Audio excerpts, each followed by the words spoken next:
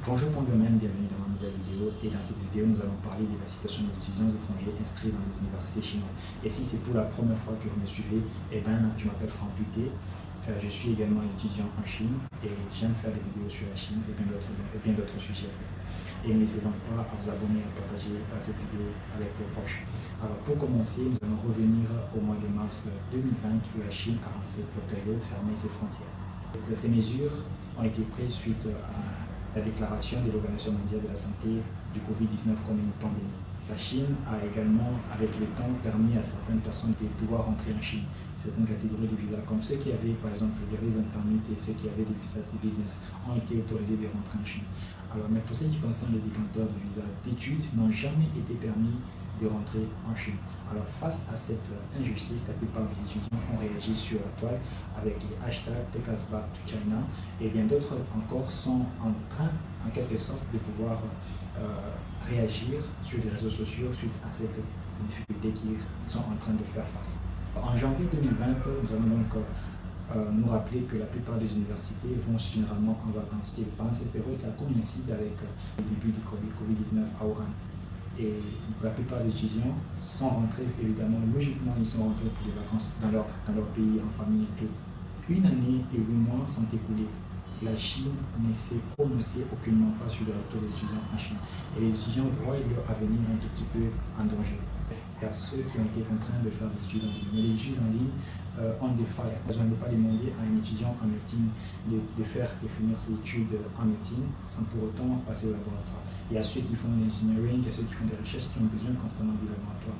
Et donc, cela reste quelque chose qui préoccupe la plupart des étudiants et qui font également que la plupart des étudiants réagissent par rapport à cette situation de fermeture des frontières. Parce que, en quelque sorte, leur futur est en train d'être pris en otage. La plupart des étudiants ont qualifié les études en ligne de pas trop efficaces et qui voient également que ce n'est pas vraiment ce pourquoi ils ont payé. En Chine, ils ont payé pour les offline classes, mais c'est tout en train de faire des cours en ligne, alors qu'il y a des étudiants chinois qui sont sur place, ils font la même chose que mais qui sont en train d'étudier offline. C'est là à déranger la plupart des internationaux qui ont réagi également sur ces points. Si on voit en fait l'aspect des médecins, si on voit tout l'aspect des ingénieurs et tout, ceux qui font les arts et toutes ces choses, qui contestent en fait les études en ligne, qui est pour eux un frein, les chercheurs qui font des recherches avec les laboratoires, tout ça c'est difficile pour eux et c'est plein et c'est logique.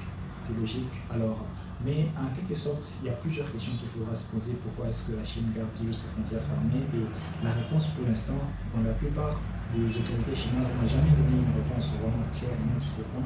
Ils disent toujours que nous nous préoccupons de la situation des étudiants étrangers, mais cela n'est pas palpable, n'est pas visible. On sent qu'il y a une certaine mauvaise foi qui est derrière ça. C'est vrai qu'ils veulent protéger leur population, mais il doit y avoir une mesure, ou encore des mesures qui doivent être prises pour un tout petit peu permettre à ceux qui ont envie de rentrer de pouvoir le faire dans une certaine sécurité. C'est quoi mon avis par rapport à ces sujets?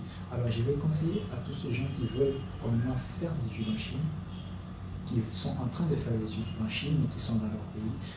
Il y a un conseil que j'aimerais vous donner. Donc, si vous êtes actuellement inscrit dans une université chinoise, je vous demanderai de faire ceci. Si vous n'avez aucune difficulté en ce qui concerne le courant, l'internet, vous avez une ressource financière fixe, donc n'abandonnez pas, continuez vos études en ligne, parce que le plus important, c'est d'abord de pouvoir s'auto-former, d'être discipliné dans tout ce que vous faites, et vous allez également être qualifié.